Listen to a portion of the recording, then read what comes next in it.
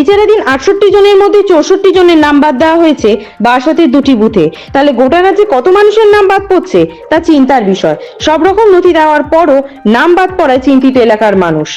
বারাসাত বিধানসভা 275 ও 276 নম্বর বুথে 68 জনের নাম বিচারাধীন অবস্থায় ছিল। গতকাল মধ্যরাতে যে তালিকা বের হয় তাতে 68 জনের মধ্যে মাত্র 4 জনের নাম ভোটার তালিকায় সংযোজন করা হয়েছে। বাকি 64 জনের নাম বাদের তালিকায় চলে গেছে। স্বাভাবিকভাবেই এলাকার মানুষ আতঙ্কিত হয়ে পড়েছে। তারা বুঝতে পারছেন না কিভাবে আবার ভোটার তালিকায় তাদের নাম ফিরে পাবেন। 2002-এ এদের নাম ছিল না বা পরিবারে কারো নাম দিয়ে লিঙ্ক দেখাতে পারেননি, কিন্তু এরা 2002-এর আগেই জমি কিনে বসবাস করতে শুরু করেছিলেন এই এলাকায়। সেই জমির দলিল দেখাতে চাইলে হিয়ারিং এ সেই কাগজ নেওয়া হয়নি বলে অভিযোগ করে অনেকেই। কেউ শারীরিকভাবে অসুস্থ, কেউ প্রতিবন্ধী, কারোর ব্রেনের সমস্যা, এমন বেশ কিছু মানুষ রয়েছে যাদের নাম বাদ দেওয়া হয়েছে। আগামী দিনে কি করবেন সে সম্পর্কে কোনো রকম দিশা নেই তাদের কাছে।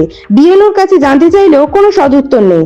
অনেকের দাবি নির্বাচন কমিশন যে 11টা এবং পরে তা 13টি ডকুমেন্টসের মধ্যে একটি নথি দেখানোর কথা বলেছিল, তেমন নথি দেখানোর পরও আজ নাম বাদ পড়লো। অনেকে বেশ কয়েকবার ভোট দেওয়ার পরও নাম ডিলিট। পরিবারের একজনের নাম থাকলেও বাকি 3-4 জনের নাম বাদ। কি করবে, কোথায় যাবে তার সঠিক কোনো দিশা খুঁজে পাচ্ছে না। স্থানীয় সিপিআইএম নেতৃত্ব পুরো বিষয়টি নির্বাচন কমিশনকে দায়ী করেছেন। এখন দেখুন, এগুলো হলো সব পলিটিক্যাল ব্যাপার। নির্বাচন কমিশনের কাছে বারংবার বলা হয়েছিল, আমরা সাধারণ মানুষের আতঙ্কিত করতে হচ্ছে। আপনি কত বছর ভোট দিচ্ছিলেন? আমি 3-4 বার ভোট হয়ে গেছে আমার। আপনি কি এদেশীয়? হ্যাঁ, এখানে আছে। এটা মানে লাস্টে আপনাকে কি ডকুমেন্টস চেয়েছিল ওরা? না, আমাকে কোনো ডকুমেন্টস চাইনি। মানে যখন ডাকিয়েছিল আর কি, আমার যা যা ডকুমেন্টস আছে সব দিয়েছিল, সব অ্যাকসেপ্ট করেছিল ওনারা। আমার বাড়ির দলিলের জেরক্স নিয়েছে, আমার প্যান কার্ড, আধার কার্ডের সব জেরক্স যা যা আছে আমি সব কিছু জমা করেছি। 2002-তে নাম ছিল না, আমার 2002-তে নাম ছিল। আপনার বাবা মার কারোর নাম ছিল 2002-এ? আমার বাবা ওনাদের তো নাম ছিল না, আমার বাবা মা আমার সাথে নেই। আপনি কি এই দেশীয়? আমরা এখানে আছি, আপনারা এখানে বাড়িঘর আছে, সব কিছু আছে, এদেশীয়। আমরা কি বিদেশ থেকে উড়ে আসছি? মানে আপনারা কি ওপার বাংলা না এপার বাংলা? এই দেখুন, এই পার বাংলা কোনো ডিফেক্ট নেই যেটা এখানে। আমি দেখতে পাচ্ছি, কিছু মনে করেন, ডোন্ট মাইন্ড। না, আমি দেখছি বিগত বিশেষ আমি তো এখানে এই জায়গা আমি 35 বছর আপনার আমি আছি, এই দাদারা সবাই জানে। আচ্ছা, এখানে মানে 2-3 বছর আগে দেখছি এইসব মানুষের নাম উঠে গেছে।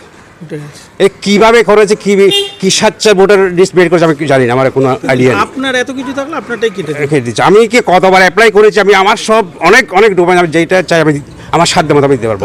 আমার LIC আছে, 1990 সালের LIC আছে।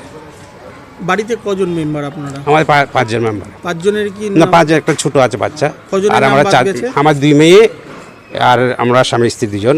আমার বড় মেয়ে নাম্বার দিয়েছে। আমার বড় মেয়ে এখানে মানে অনার্স মানে সব কিছু আছে, এখানে পাসপোর্ট আছে, ইন্টারন্যাশনাল পাসপোর্ট আছে, তারপর ওর নামটা বাদ দিয়ে। বিচারাধীন আমার নাম ছিল না, আমার নামটা প্রথমেই বাদ গেছে। আচ্ছা আচ্ছা। আর আমার বাবা মার নাম বিচারাধীন ছিল, সেটা কালকে যে সাপ্লিমেন্টারি লিস্ট বেরোলো সকালে উঠে দেখলাম ডিলিশন লিস্টে মা বাবার নামটাও বাদ গেছে।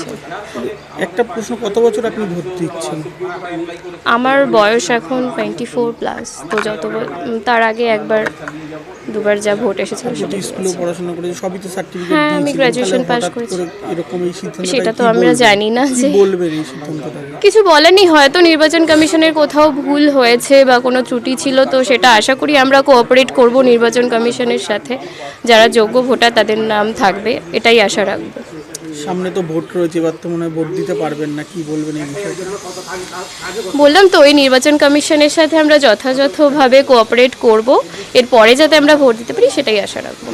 রিলেটেড হয়ে গেছে, আমি তো মিনিমাম তো 5-6 বার ভোট দিয়েছি। ঠিক আছে, হ্যাঁ। আপনি কোথা থেকে এসেছিলেন? মানে কোথা দিয়ে এসেছিলাম? 2002 সালে আপনার বাবা বা কেউ লিস্টে নাম? না, আমরা 97 সালে এসেছিলাম। 97 সালে? হ্যাঁ, এখানে বাড়িটা জমিটা কেনা হয়েছিল 2000 সালে। আমরা এখানে যখন এসেছিলাম তখন থেকে এই আমাদের পাশেই বুথ 275 নম্বর বুথ আর কি। তা এখানে ভোট দিচ্ছিলাম, তা দেখলাম আজকে এতদিন ধরে ওই আমার মানে দাদার, আমরা 3 ভাই, 3 ভাইয়ের মধ্যে আমার দাদা হচ্ছে একজন হ্যান্ডিক্যাপ আছে। এবার দাদার আমার আর হচ্ছে বৌদিরটা আন্ডার এডুকেশন রেখেছিল। আচ্ছা, আর হচ্ছে বড় দাদাটা উঠে গেছিল ফার্স্ট লিস্টে। আর আজকে লিস্ট বেরিয়েছে, দেখলাম যে আমাদেরটা মুছে গেছে। সমস্ত ডকুমেন্টস দিয়েছিলেন হিয়ারিংয়ে? আর যা যা চেয়েছিল তাই তাই দিয়েছিলাম। তাহলে কিভাবে ডিলিট হলো? আপনার যদি আমরা তো সমস্ত বুঝতে- documents থাকে তাহলে কিভাবে ডিলিট হলো? কীভাবে ডিলিট হলো এখন দেখুন, ম্যাক্সিমাম আমি যা লিস্ট বের করেছি আমাদের এই বুথে, এই পোলে মানে এই বুথে 4 জনের শুধু নাম এসছে, বাদ বাকি ম্যাক্সিমাম এখন অবধি যা লিস্ট বেরিয়েছে ম্যাক্সিমামটাই ডিলিট হয়ে গেছে।